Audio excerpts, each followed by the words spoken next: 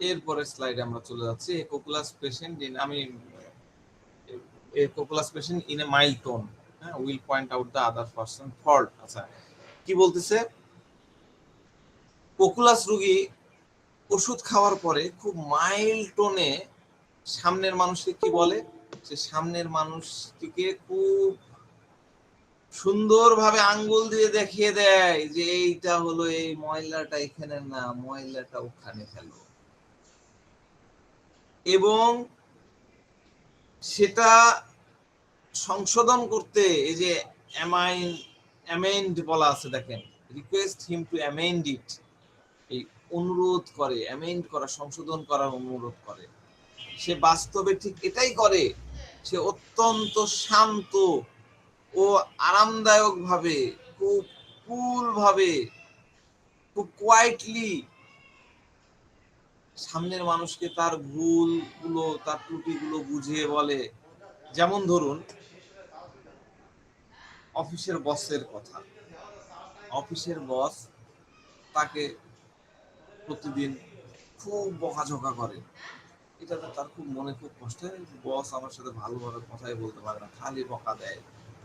বস তাকে বকা দিলে সে প্রতিদিন অফিসে, সকালে অফিসে যায়, কাজ করে, বসের গালমন্দ রুটিন মাফিক শুনে, মুখ বুঝে শুনে বাড়িতে ফেরে, চুপচাপ অফিসে যায়, আবার চুপচাপ ঘরে ফিরে আসে।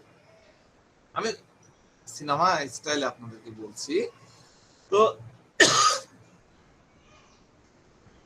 অফিসে যাচ্ছে, যাওয়ার সময় বউ টিফিন দিচ্ছে, টিফিন নিয়ে যেয়ে তার কেবিনে রাখছে, বসের কাজ করছে, বস এসে তাকে গাল দিচ্ছে, সে চুপ করে গালি শুনছে, হজম করছে। এই শুনতে শুনতে তার মনে সে একটা অসুস্থতা বাঁধিয়ে ফেললো। এবার আমার কাছে আসলো, আমি তাকে কোকুলাস দিলাম।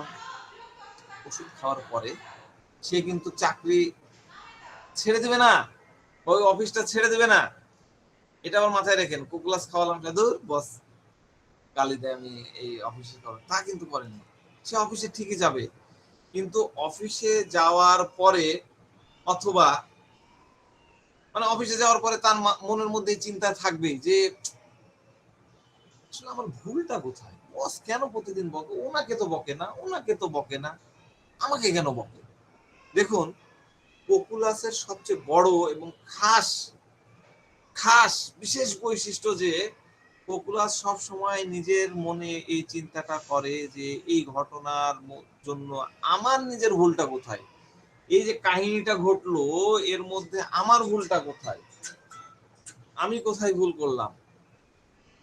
সে কোনোদিনই অন্য কোনো মানুষকে ব্লেম দেবে না। আমি প্রথম কয়েকদিন থেকে বলে আসছি, কিন্তু কোনো মানুষকে ব্লেম দেবে না, দোষারোপ করবে না। সে সব সময় নিজের মনে এই চিন্তা করে যে এই বিষয়ে আমি নিজে কোথায় ভুল করেছি।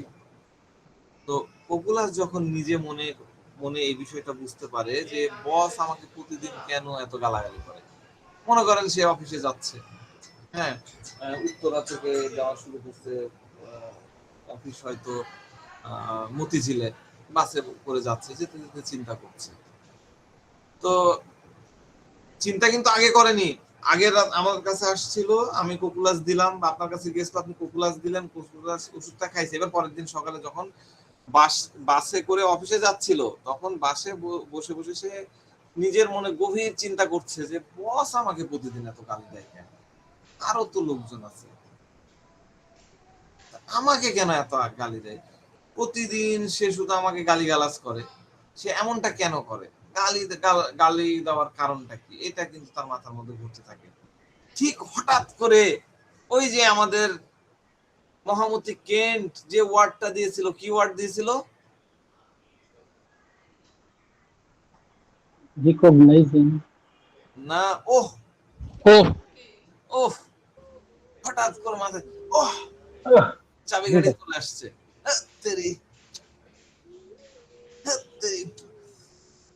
এতক্ষণে আসল কারণটা আমি বুঝতে পারলাম যে বস কেন আমাকে প্রতিদিন গালি দেয়। আরে বাবা, আরে ও একই, তাই না? আমি যে টিফিন বক্সটা নিয়ে অফিসে যাই, দুপুরের পরে সেই টিফিন খাবারে মানে এত তীব্র গন্ধ বা স্মেল সারা ঘরে ছড়া যায়। আমার বউ খুব ভালো রান্না করতে পারে, পুরা ঘর একদম তরকারির গন্ধে একদম মো মো করে ওঠে। সে এখন নিজের মনে কি চিন্তা করলো, বসের গালি দেওয়ার পিছনে এটাই কারণ, আমার কাজে তো কোনো ভুল নাই, এই টিফিন বক্সের গন্ধটাই আসল কারণ হিসাবে সে খুঁজে পেল। আমি উদাহরণ দিয়ে বলতেছি আপনাদেরকে। তারপরে সে কি করলো, সে প্রতিদিন এবার অফিসে যাওয়ার আগে টিফিন বক্সটা তার রুমে, তার কেবিনে, মানে একদম অফিস,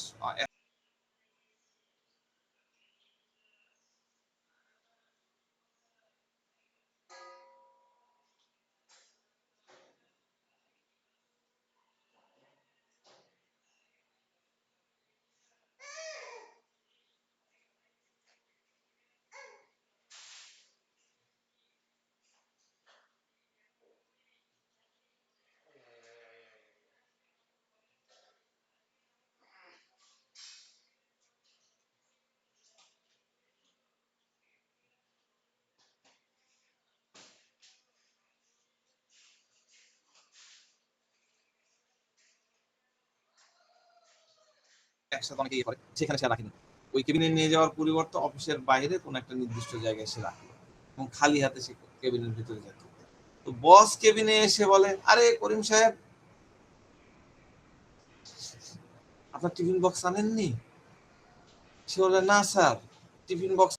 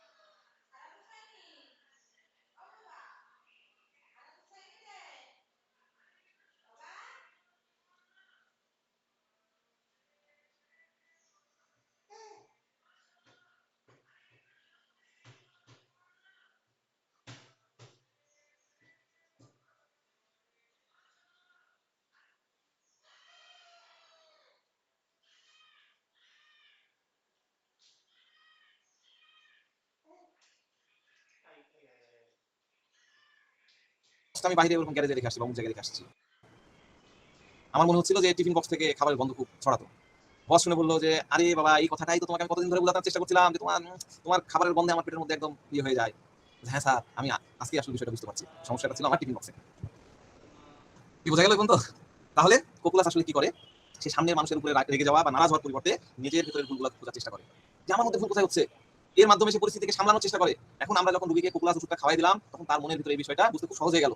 আমরা নিজের ভুলটা আসলে কোথায়, আমার ভুলটা কোথায় ছিল, সে নিজে সেই ভুলটাকে সংশোধন করে নেয়, কমতিগুলোকে দূর করে এবং ভুলটি পুরোপুরি ঠিক হয়ে যায়। সে কোনো না কোনো উপায় পরিস্থিতি মানিয়ে নেয়। যেমন ধরেন যে স্বামী স্ত্রীর কথা, ওই যে গতদিনের স্বামী স্ত্রীর কথা, স্ত্রী সবজি রান্না করছে, সামনে সামনে নিয়ে আসলো, স্বামী তখন কি বললো, কোকুলাস খাইছে, খাওয়ার পরে তো বলে দিলাম, যদি না বলে তখন সে চিন্তা করবে যে কি করে ঝালটাকে একটু কমানো যায়, সবজির মধ্যে একটু ডাল ঢেলে দিই, যে একটু মিক্স করে নিই, তাহলে তো একটু ঝাল কম লাগবে। এই যে তার মধ্যে পরিস্থিতিটাকে সুন্দরভাবে বদলে নিল, বাস তার ইচ্ছা খতম। তো এই কারণেই সে জীবনের এই ধরনের আচরণ করে। পরের একটা মজার জিনিস আমরা আলোচনা করবো, সেটা হচ্ছে ডিস্টার্ব অ্যাভার্স বিইং। আমি কিন্তু সিকোয়েন্স অনুযায়ী আগাচ্ছি ধারাবাহিকভাবে। কোকুলাস পেশেন্টের মধ্যে জার্নিগুলো এরকমই হয় না। Disturb averse being. তো আমাদের সামনে এই রূপ বিস্তার চলে আসলো, ডিস্টার্ব অ্যাভার্স বিইং। দেখুন এই রূপ বিস্তারের মধ্যে যে শব্দগুলো রয়েছে, সেই শব্দ, স্যার আপনি প্রেজেন্টেশন শো করছেন? প্রেজেন্টেশন শো করছে না কেন আমি দেখেন প্রেজেন্টেশন দিইনি, লাগেটা দিইনি, ঠিক আছে বলবেন না? আগে তো দেন স্যার। আচ্ছা আমি দিচ্ছি। ভাই ওই যে রেপোর্ট লিখার পর থেকে স্লাইড আসেনি। ও তাহলে ওইটা বন্ধ হয়ে গেছে, এটা একসাথে বন্ধ হয়ে গেছে। আচ্ছা যাক, আমি দুইটা স্লাইড রাখলাম, এটা ছিল আগের স্লাইডটা, মাইলস্টোনের কথা বলবে এগুলো আলোচনা করলাম। আর এরপরে আমরা আসছি ডিস্টার্ব অ্যাভার্স বিইং। ঠিক আছে, ডিস্টার্ব অ্যাভার্স বিইং, এটা তো আপনারা জানেন, তারপরেও আমি অনেক নতুন আছে তাদের জন্য বলি যে আমাদের রুব্রিক্সের শব্দগুলো ভালো করে শিখতে হয়। প্রথম যে শব্দটা আপনারা দেখেন, অ্যাভার্সন, অ্যাভার্স, AVERS, অ্যাভার্স। দেখেন এখানে কিন্তু অ্যাগ্রাভেশন শব্দটা কিন্তু নাই, ডিস্টার্ব অ্যাগ্রাভেশন বিইং কিন্তু নাই, এখানে আছে অ্যাভার্স। এই অ্যাগ্রাভেশন শব্দটা কেন ব্যবহার করেনি, করলেই তো হতো, তাই না? তো এই জায়গায় ডিস্টার্ব অ্যাগ্রাভেশন শব্দটিও কিন্তু আসতে পারতো, কিন্তু আসেনি, কারণ রেপার্টরিতে শব্দটি অ্যাভার্স হিসাবে আসছে। তাই এটি কোনো অ্যাগ্রাভেশন বা বেড়ে যাওয়ার বিষয় না, এটা হলো অ্যাভার্স। অ্যাভার্স শব্দটার আসল মানে হলো সাময়িক সময়ের জন্য, ফর দ্য টাইম বিং। এখানে অ্যাভার্স শব্দটার মানে হলো ফর দ্য টাইম বিং, সাময়িক সময়ের জন্য। আর ওইদিকে অ্যাগ্রাভেশন মানে হলো পরিস্থিতি খারাপ হয়ে যাওয়া, অ্যাগ্রাভেশন মানে কি পরিস্থিতি খারাপ হয়ে যাওয়া, এবং সেটা না জানি কতদিন ধরে চলবে। আর অ্যাগ্রাভেশনের মধ্যে তীব্র গতি বা তেজ থাকে, যা মানুষ কিছুতেই বরদাস্ত করতে পারে না, সহ্য করতে পারে না। আর এই অ্যাভার্স শব্দটার মানে কি বললাম, ফর দ্য টাইম বিং, সাময়িক সময়ের জন্য। আরে ভাই, এই মুহূর্তের জন্য বা সাময়িক সময়ের জন্য আমাকে কিছুক্ষণের জন্য আমাকে শান্তিতে থাকতে, আমাকে কোনো বিরক্ত করবে না, এটা হচ্ছে ডিস্টার্ব অ্যাভার্স। তো এখন আমি নিজের জীবনে কি করি, আমার শরীর যখন কষ্ট হয় তখন কোকলাস রুগীকে দেখেন, সে খুব ভালো করে জানে যে বাড়ির বাকি মানুষরা সিনেমা দেখতে যাবে বা টিভিতে কিছু একটা দেখবে, খেলা আছে, যেমন খেলা হচ্ছে, তাই না? ফুটবল ম্যাচ আছে, বড় টিমের ম্যাচ রয়েছে, হ্যাঁ। তো খেলা দেখাটা এই কোকলাসের কিন্তু শখ, খেলা সে ভালোবাসে, হ্যাঁ, ব্রাজিলের সাপোর্টার, আর্জেন্টিনার সাপোর্টার, একটা টিমের সাপোর্টার, এটাও তার শখ। কিন্তু সে এই মুহূর্তে সে কিছু কষ্ট আছে, শারীরিক তার কিছু প্রবলেম হচ্ছে, সে তার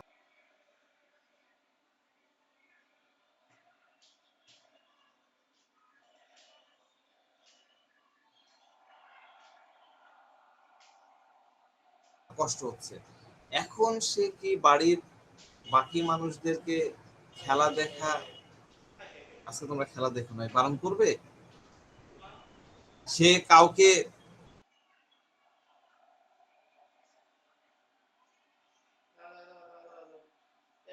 কি করবে? সে কিছুই বলবে না। প্রথম কথা হলো, সে নিজের মুখে একটা কথা বলবে না। সে ভাবে বাড়ির সবারই তো টিভি দেখার শখ আছে, তাই না? আমি বারণ করার কি?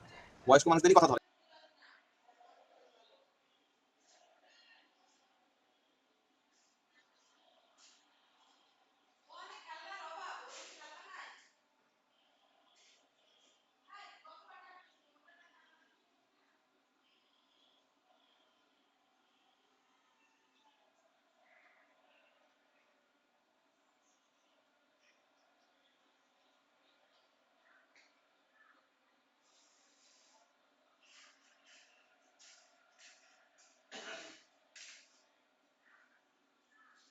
সকালবেলা একবার বসে উঠা কত কষ্টের ব্যাপার।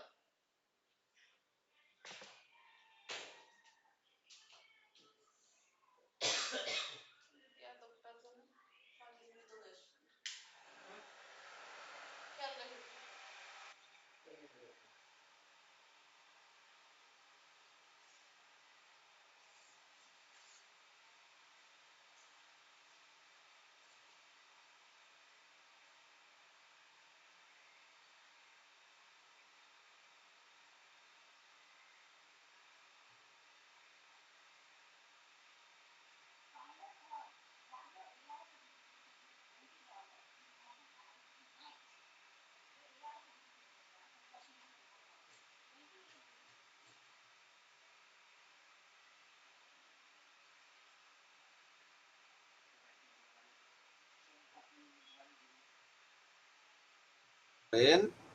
হ্যাঁ, এইটাই বয়স্ক মানুষ না, বুজুর্গ ব্যক্তি এসে আপনার সামনে কিন্তু বলবে এভাবে যে, স্যার বাড়ির সব ছেলেপুলেরা তো টিভি দেখবেই, এখন আমার এখানে কি আছে? হ্যাঁ, দেখেন, আমি আপনাদেরকে এই কিছু কিছু ওয়ার্ড শেখাতে চাই, যেগুলা এই কুকুলাস পেশেন্টরা বলে। আমি আবার নতুন একটা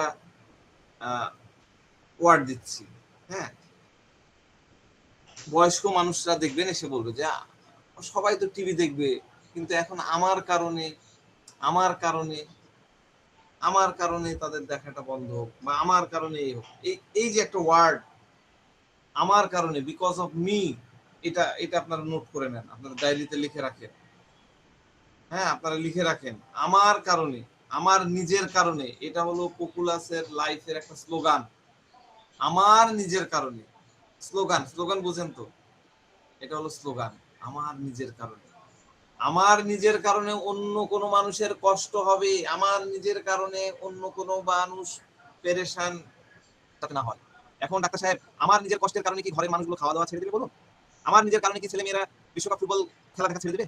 আমার নিজের কারণে কি আমাদের বাসার বা আমার ঘরের চেনা নিয়মগুলো হুট করে চেঞ্জ হয়ে যাবে? আমার নিজের কারণে কি বাড়ির বাচ্চাগুলো বদলে যাবে? কখনোই না। তাহলে আমার কারণে, এটা মাথায় রাখেন, লিখে রাখেন। এখন কথা হলো, আমরা যখন রুগীকে জিজ্ঞাসা করি যে আপনার যখন মাথা ব্যথা হয় তখন আপনি কি করেন, কি চান? রুগী বলে, স্যার আমার নিজের কাছে মনে হয় যে বাইরে এত হইচই, এত শোরগোল, আওয়াজগুলো যাতে আমার কানে না আসে। কিন্তু এই যে শোরগোল, এগুলো যদি চলেও আসে, এটাতে আমার খুব বড় একটা ফরাক পড়ে না।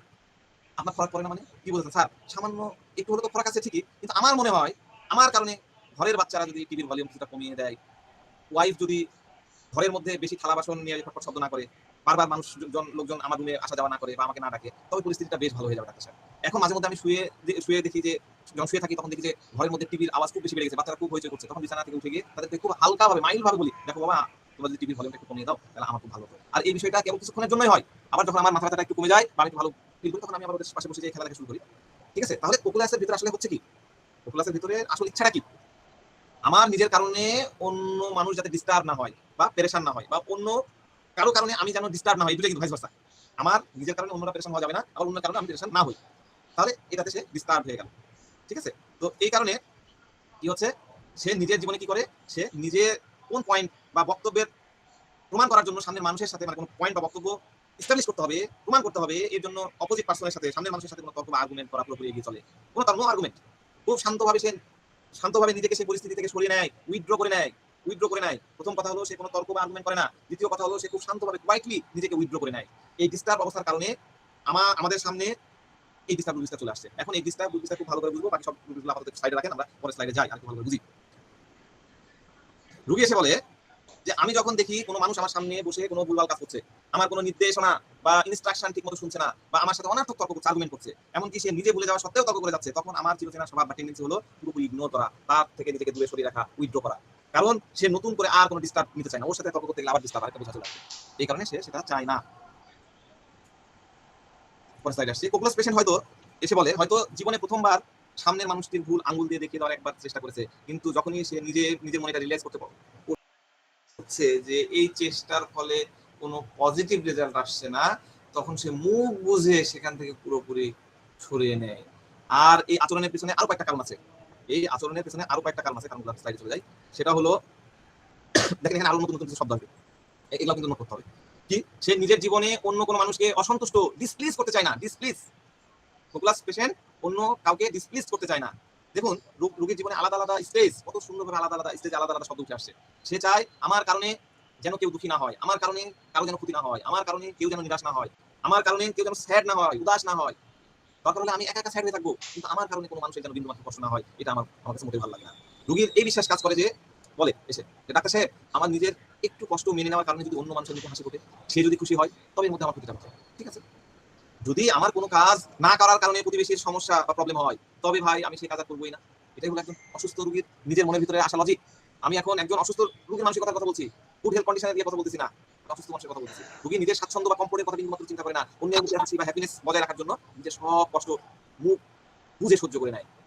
তাহলে কোকুলাসের মনের ভিতরে সবসময় এই চিন্তাটা ঘুরে যে অন্য কাউকে ডিসপ্লিজড বা অসন্তুষ্ট করা যাবে না। অন্যের খুশির মধ্যে আমার নিজের খুশি লুকিয়ে আছে, অন্যের আনন্দের মধ্যে আমার আনন্দ লুকিয়ে আছে ডাক্তার সাহেব। ঠিক আছে, বাচ্চাদের যদি মনে হয় যে ওরা টিভিতে খেলা দেখবে, দেখুক। আমার ওয়াইফের যদি মনে হয় যে তার গান শুনতে, ফুল ভলিউমে মিউজিক দিয়ে গান শুনতে ভালো লাগে, মিউজিক শোনা যদি তার শখ থাকে, ডাক্তার সাহেব শুনুক, আমি কখনোই তাকে বারণ করি না। আমি বলি যে চলো ভাই সেখানে শুনুক, আমি অন্য কোনো ঘরে চলে যাই বা অন্য কোনো জায়গায় আলাদা কোনো জায়গায় চুপচাপ বসে থাকি, মুখে কিছু বলি। সে মাঝে মাঝে এসে আমাকে নিজে থেকে জিজ্ঞাসা করে যে আচ্ছা আমি কি টিভির ভলিউমটা বা ক্যাসেটের ভলিউমটা কিছুটা কমিয়ে দেবো, তোমার কি কষ্ট হচ্ছে? না আর না, ঠিক আছে তুমি খেলা দেখা কন্টিনিউ করো। রুগী বলে আমি কোনো কমপ্লেইন বা নালিশ করি না, আমি বলি তুমি তোমার কাজ করো। এবার খুব ইম্পর্টেন্ট একটা বিষয় নিয়ে আলোচনা করবো, করে শেষ করে ফেলবো, আজকে ঘেমে গেছে অনেক বেশি। তো এই বিষয়টা কোকুলাস চাইল্ডের ক্ষেত্রে আমরা একটু দেখি। কোকুলাস চাইল্ডের কথা খুব ভালোভাবে ইয়ে করে, কোকুলাস বাচ্চাদের স্বভাব কেমন হয়। তার আগে একটু বলে নি, আমি আমার জীবনে কিন্তু প্রচুর রুগীকে এই ওষুধটা দিয়েছি, মানে এটা হিসাব করে বলা যাবে না, কিন্তু ম্যাক্সিমাম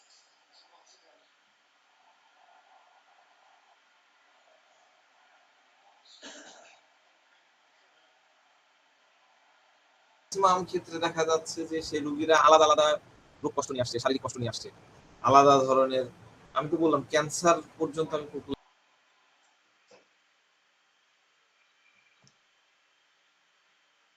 প্লাস মেডিসিনটা দিয়েছে এবং এক্সেলেন্ট রেজাল্ট দিয়েছে। সেটা প্যালিয়েটিভ ট্রিটমেন্ট ছিল না, একদম সিস্টেমেটিক ট্রিটমেন্ট ছিল, ওই 2-3 ডোজ দেওয়া ছিল। তো প্রত্যেকটা আলাদা কেসেই কিন্তু আমি খুব চমৎকার ভাবে কোকুলাসের রেজাল্ট পেয়েছি। আর কোকুলাসের প্রতি আমার এই যে রিসার্চ বলতে পারে, আমি যে কথাগুলো বলতেছি আপনাদের কাছে অনেক বকবক মনে হতে পারে, অনেক বেশি মানে পেঁচানো মনে হতে পারে, এত বলার কি দরকার এরকম মনে হতে পারে, কিন্তু আমি প্রত্যেকটা কথা খুব প্র্যাকটিক্যালি একদম বাস্তব অভিজ্ঞতার আলোকেই কিন্তু আমি আপনাদেরকে বলছি। আপনারা যদি নিতে পারেন, আপনারাও পপুলাস কখনো আপনাদেরকে নিরাশ করবে না। অন্য মেডিসিন আমি নিরাশ হয়েছি, পপুলাস আমি খুবই কম নিরাশ হয়েছি। তো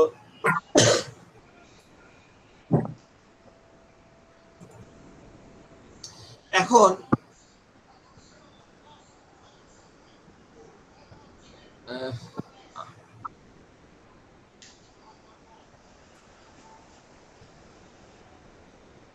এখন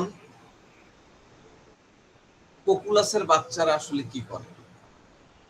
পপুলাসের বাচ্চারা কি করে? ধরেন একটা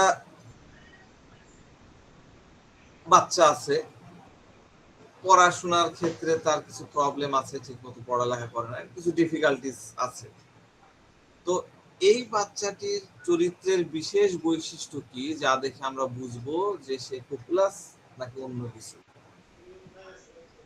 খুব ইম্পর্টেন্ট, খুব মনোযোগ দিয়ে শুনেন, খুব মনোযোগ দিয়ে শুনেন। এর আগেও মনে হয় আমি এই ধরনের বলেছি বাচ্চাদের ইয়েতে, কিন্তু পপুলাসের এই বৈশিষ্ট্যটা আপনারা পেশেন্টদের কাছ থেকে ভেরিফাই করার সময় পেয়ে যাবেন।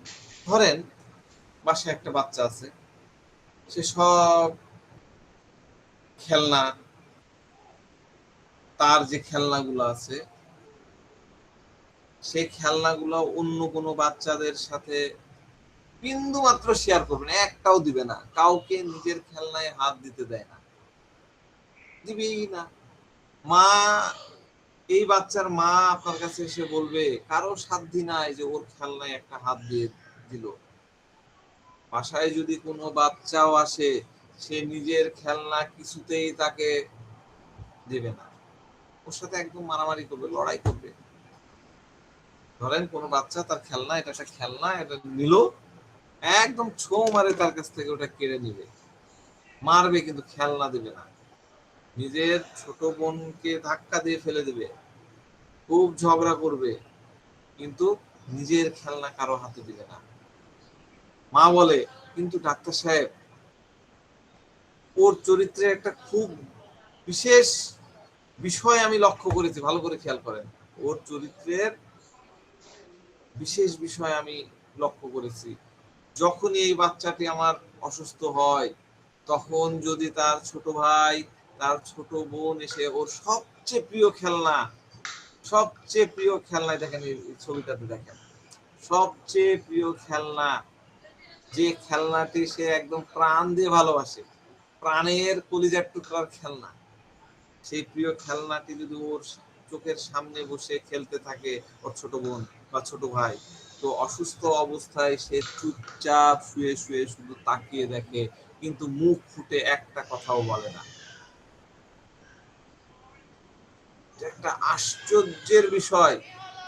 সুস্থ থাকলে যে ছেলে, যে বাচ্চা খেলনা নিয়ে মারামারি করতে দ্বিধাবোধ করে না, নাক ফাটাই দিবে, এই করবে, ধাক্কা দিবে, অসুস্থ অবস্থায় সে বিন্দু মাত্র ঝগড়া করে না, বরং চুপচাপ তাকিয়ে দেখে। তখন বাচ্চার মা অন্য বাচ্চাকে বলে যে বাবা, খেলনাটা রেখে দাও, এটা তোমার ভাইয়ার খেলনা, সে তার খেলনা হাত দিলে কেউ কেউ হাত দিলে সে পছন্দ করে না, খেলনাটা রেখে দাও, না হলে ভাইয়া রেগে যাবে, দেখো শরীরটা ভালো নাই, চুপচাপ শুয়ে আছে। এখন এই কথা যদি তার ছোট ভাইকে তার মা বলে, এখন এই পপুলাস বাচ্চা যেটা বিছানায় শুয়ে আছে, এই অসুস্থ বাচ্চাটা তখন মাকে বলবে, মা থাক, ও খেলুক, এটা কোনো ব্যাপার না, ওকে খেলতে দাও, কোনো সমস্যা নাই, ও খেলনাটা নিয়ে খেলুক। তো এই যে পরিবর্তনটা, এই পরিবর্তনটা পপুলাস মায়ের চোখে খুব ভালোভাবে ধরা পড়ে। এখন সে অসুস্থ অবস্থায় নিজের মনে নতুন করে আর ডিস্টার্ব বা পেরেশানি কিন্তু হতে চায় না, কারণ সে জানে ওই ছোট বাচ্চাটি ওর বিছানার কাছে আসবে, বারবার ওই যে ডিস্টার্ব, বারবার বিরক্ত করবে, তার ছোট ভাই বা বোনটা দেখা যাচ্ছে খেলনাটা নিয়ে বারবার করে এসে বলে ভাইয়া আমি খেলবো, ভাইয়া আমি খেলবো। এখন সে অসুস্থ অবস্থায় বিছানায় শুধু শুয়ে সে ফ্যাল ফ্যাল করে তাকিয়ে দেখছে। এখন তার মগজ ডাল, কোনো কথাই তার মাথার মধ্যে ঢুকছে না, কি বলবে কি বলবে না সেটাও সে বুঝছে না। তখন সে বলে দিল যোগে যে হ্যাঁ খেলো। আচ্ছা খেলো, নিজের মুখে বলে দিল হ্যাঁ খেলো। এই বিষয়টা খুব মনোযোগ দিয়ে খেয়াল করেন, এটা আরেকটা ঘটনা বলতেছি, এরকম হতে পারে। খেলো, মারো ভাইয়া, তোমার প্লেনটা নিয়ে আমি একটু খেলি, তোমার কার্ডটা নিয়ে একটু খেলো, আচ্ছা যাও খেলো। সে মুখে বলে দিল। ওইদিকে যখন ভাইয়া বলে দিয়েছে যে খেলা যাবে, ছোট বাচ্চা খেলনা দিয়ে ছোট খুশিতে একদম আস্তে আস্তে অন্য ঘরে চলে যায়, খেলা শুরু করলো। ঠিক আছে, এবার কি ঘটে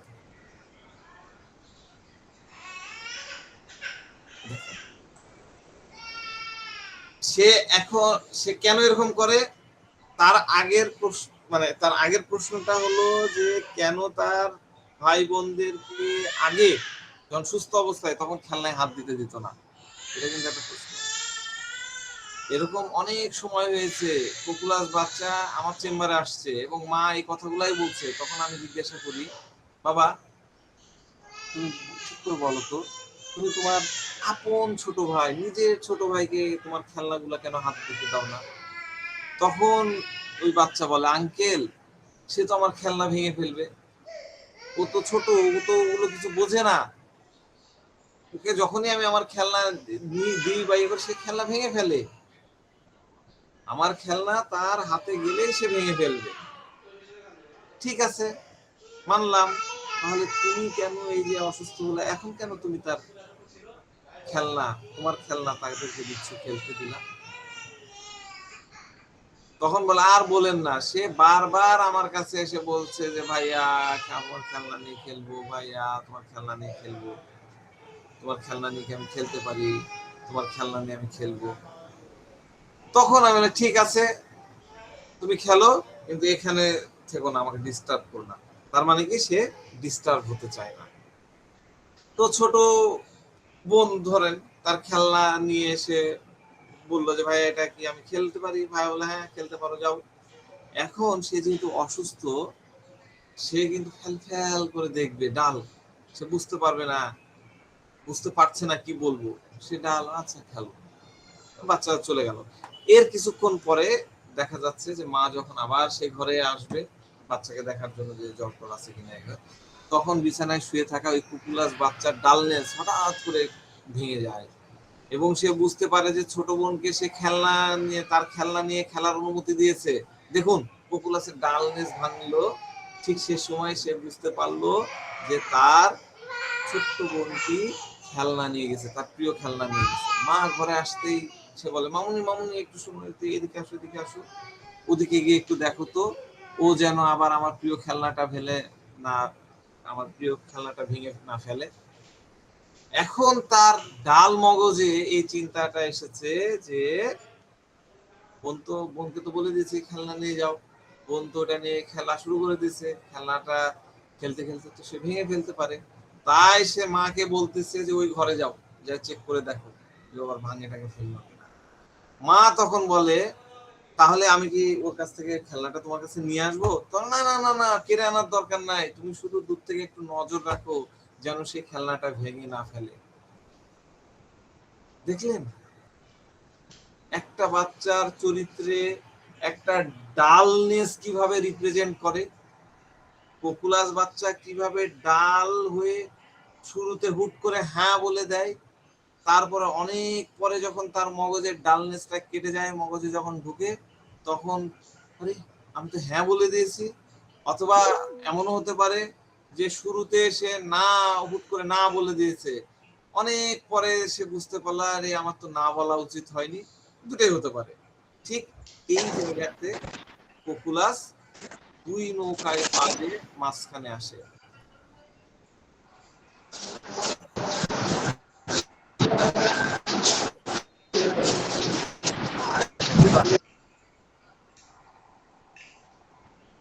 দুই নৌকায় পা, হ্যাঁ না এর মাঝখানে একদম পা দিয়ে দিয়েছে, পা দিয়ে একদম ফেসে গেছে।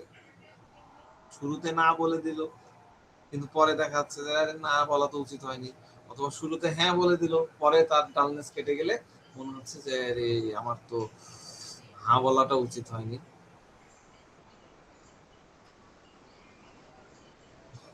এই দেখেন চিত্র দিয়ে আমি সুন্দর করে এখানে যখন সুস্থ ছিল হেলদি কন্ডিশনে নো ইট ইজ মাইন ঠেলে দিচ্ছে, আর যখন সিক তখন দিয়ে দিচ্ছে।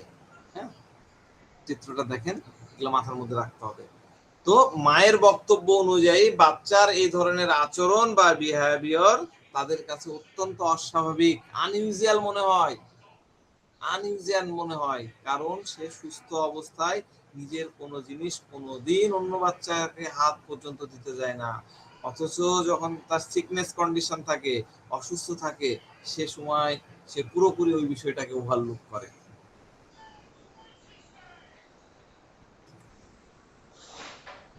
আমাদের ক্লিনিক্যাল এক্সপিরিয়েন্স একটু আপনাদের সাথে শেয়ার করি।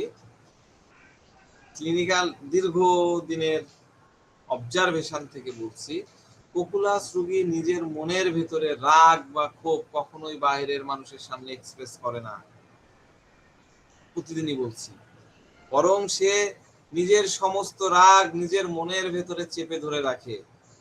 পপুলাস রোগী স্বভাবগতভাবে অত্যন্ত হাই সেন্সিটিভ হয়ে থাকে, হাই সেন্সিটিভ ওয়ার্ডটা মনে রাখেন, হাই সেন্সিটিভ হয়ে থাকে। সে হাইলি সেন্সিটিভ, অত্যন্ত সংবেদনশীল হওয়ার কারণে খুব সামান্য কথাতেই অতি সহজে এবং খুব তাড়াতাড়ি অফেন্ডেড হয়ে যায়। এই দুইটা বিষয় আপনারা খেয়াল রাখবেন, ডায়েরিতে লিখে রাখেন। হাইলি সেন্সিটিভ পেশেন্ট এবং মানে অত্যন্ত সংবেদনশীল, আর 2 নাম্বারটা লিখে রাখেন offended very easily. Offended very easily, এই দুইটা বিষয় আপনাদেরকে সব সময় একসাথে মিলায় পড়তে হবে, যুক্ত করে পড়তে হবে, ঠিক আছে? এখন দেখতে হবে যে সে কিভাবে সেন্সিটিভ হয় এবং কিভাবে অফেন্ডেড বোধ করে।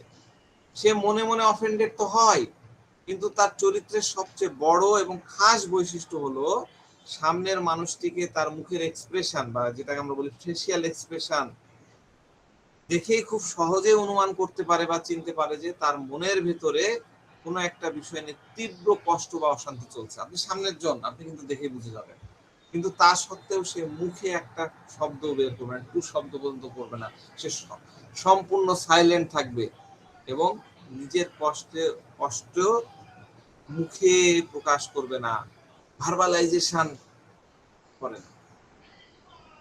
বুঝতে পারছেন? কেমন? ধরেন একজন গৃহবধূ, পপুলাস গৃহবধূ, সে দুপুরবেলা রান্না বান্না করছে, ভালো করে বোঝেন কাহিনীটা। হ্যাঁ, দুপুরে রান্না বান্না করছে,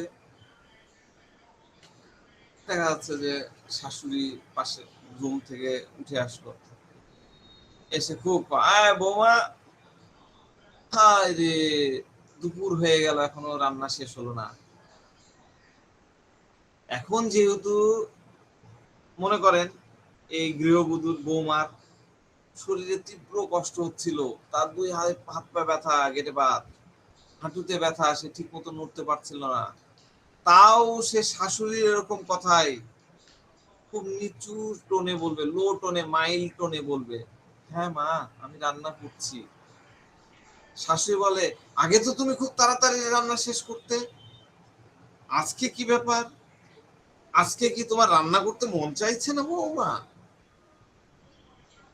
ফোন কেটে কেটে বলছে। হ্যাঁ, তখন এই গৃহবধূ বলে, না না মা, না না এরকম কোনো ব্যাপার না মা, আমি রান্না করছি। কিন্তু শাশুড়ির এই কথা শোনার পরে তার মনের ভিতরে তীব্র আঘাত লাগলো, সে অফেন্ডেড বোধ করলো।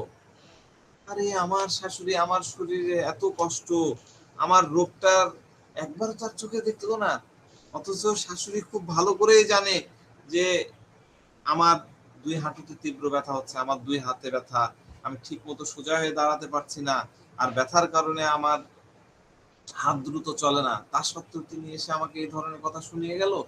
শাশুড়ি সব জেনে বুঝে আমাকে কথা শোনালো। তো রুগী এসে বলে, ডাক্তার সাহেব আমার নিজের কাছে মনে হয় যে আমার ঘরের যে মানুষ আছে সেটা হতে পারে তার বাবা, তার মা, বোন, ভাই, স্পাউস মানে হাজবেন্ড ওয়াইফ, যে কেউ, সন্তান, ঘরের কোনো বয়স্ক ব্যক্তি, জোয়ান মানুষ বা প্রতিবেশী, যে কেউ হতে পারে, এরা সবাই আমার কষ্টের কথা খুব ভালোভাবে জানে স্যার। তাও এরা ঘরের ভিতরে এসে আমাকে একই প্রশ্ন বারবার করে, আরে তুমি এখনো বিছানায় শুয়ে আছো। তখন আমার নিজের মনের ভিতরে এই ক্ষোভ, ইরিটেশনটা তৈরি হয়, আরে এরা এত এরা তো খুব ভালো করেই জানে যে আমি অসুস্থ। আমি তো ওদেরকে এই তো সকালেই বললাম যে আমার এই কষ্ট হচ্ছে, আমার তীব্র জ্বর আসছে, তাই আমি একটু বিছানায় শুয়ে আছি। ওইদিকে আমার ঘরে আমার সন্তান এসে জিজ্ঞাসা, মামুনি তুমি এখনো খাবার বানাওনি? আরে বাবা, তোমাকে তো সকালেই বললাম যে আমার শরীরে কষ্ট, জ্বর আসছে, আমি অসুস্থ। তখন আমার নিজের মনের ভিতরে খুব খারাপ লাগে স্যার, কিন্তু তারপরে আমি কি করি, আমি চুপচাপ বিছানা থেকে উঠি, রান্নাঘরে যাই, কষ্ট করে খাবার বানাই, ওদের প্লেটে খাবার বেড়ে দিই, ওদের যা যা প্রয়োজন কষ্ট করে হলেও আমি করে দিই। তো গৃহবধূ বলে, এখন আমার শাশুড়ি আছেন বা আমার স্বামী আছেন, তিনি ওদিকের ঘর থেকে ডেকে বলল, আরে শুনছো, আমার শরীরে খুব ব্যথা হচ্ছে, আসো আমার মাথাটা একটু টিপে দাও।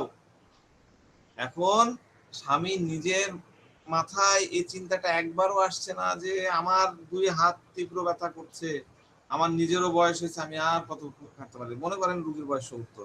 দেখুন, রুগী যখন আপনার সামনে বসে কথাগুলো বলবে, তখন আপনার কাছে মনে হবে যে সে তার রিয়েলিটি আপনাকে দেখাচ্ছে, রিয়েলিটি আপনার সামনে ফুটে তুলছে, সিনেমা দেখাচ্ছে। ডাক্তার সাহেব, রুগীরা বলে এইভাবে, ডাক্তার সাহেব দেখেন, আমার নিজেরও না বয়স হয়েছে, আমার নিজেরও তো বয়স হয়েছে না, আমার বয়স এখন 70 পার হয়েছে, এখন কি আর আমি একা মানুষ আর কত খাটতে পারি বলুন। আপনার এই কথাগুলা শুনলে খুব সহজেই বুঝে যাবেন এটা আসলে পপুলাস বলছে, পপুলাসের কথা এরকম। তা সত্ত্বেও ডাক্তার সাহেব কি করব, আমার স্বামী অসুস্থ থাকেন, তাই আমি নিজে কষ্ট চেপে রেখে ওনার সব কাজ করে দিই। চলো ভাই, ওনার শরীরের কষ্ট তো মনে হয় আমার থেকে বেশি, আমি তারই পা টিপে দিই, মাথা টিপে দিই।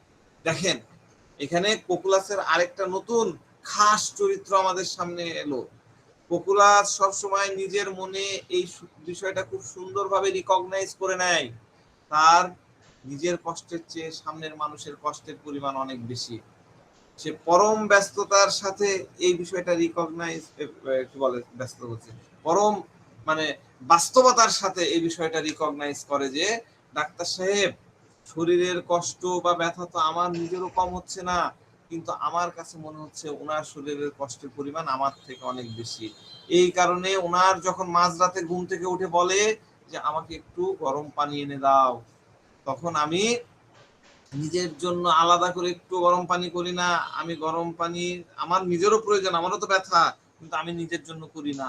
আমি ভাবি, আচ্ছা যাক বাবা, আমি ওনার জন্য গরম পানি, ওনার এত প্রয়োজন, আমি ওনাকেই করে দিই। আমি কষ্ট করে, আমারও তো কষ্ট অনেক, আমি খুব শান্তভাবে ধীরে ধীরে বিছানা থেকে উঠি, আস্তে আস্তে পা ফেলে রান্নাঘরে যাই, পানি গরম করে আনি এবং উনার হাতে পাত্রটা তুলে দিই খুব যত্ন করে। তারপরে উনাকে গরম পানি খাওয়া শেষ হলো, উনি ঘুমায় পড়ে, আমি তখন বিছানায় এসে ঘুমাতে যাই। উনার ঘুমানোর পরে আধা ঘন্টা পর্যন্ত আমার চোখে আর কোনো ঘুম আসে না, কারণ ঘুমাইয়ে গেছে আমার। কিন্তু আজ পর্যন্ত আমি উনাকে একটি বারের জন্য মুখ ফুটে বলিনি যে মাঝরাতে বিছানা থেকে উঠে গরম পানি এনে দিতে আমার শরীরে কত না কষ্ট হয়। এটা কিন্তু আবার অফেন্ডেড বলা যাবে না। অফেন্ডেড হওয়ার জিনিসটা কিন্তু কিরকম, এটা একটু জেনে নিই। যখন তার মনে হয় যে আমি তার জন্য এত কষ্ট করে গরম পানি নিয়ে এলাম, আমি নিজে এত বেদনায় আক্রান্ত, জয়েন্টে জয়েন্টে পেন, ধীরে না নড়তে পারি না, ধীরে ধীরে যে তার জন্য গরম পানি করে নিয়ে আসলাম, আর সে আমার সেই কষ্টের কোনো মূল্যায়ন করলো না, উল্টো আমাকে খুব খারাপ ভাবে বকালে, এত গরম পানি নিয়ে আসছে, এত গরম চাইছি নাকি।